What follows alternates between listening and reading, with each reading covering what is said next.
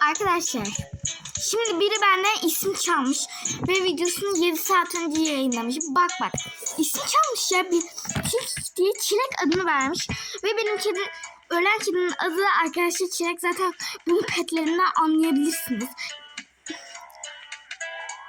Ve kedilerden artık nefret ediyorum çünkü doğumda ölebiliyorlar. Yani bu yüzden de üzülüyorum. Sokak kedilerinden de nefret ediyorum çünkü hayatları zor.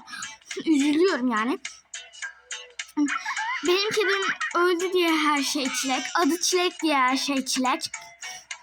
Anladınız zaten. Herkes benden bir şey...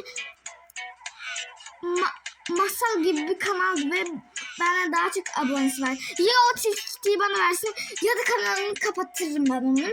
Anladınız mı? Ya söyleyin, bildirin, o ismi değiştirsin. Görüşürüz.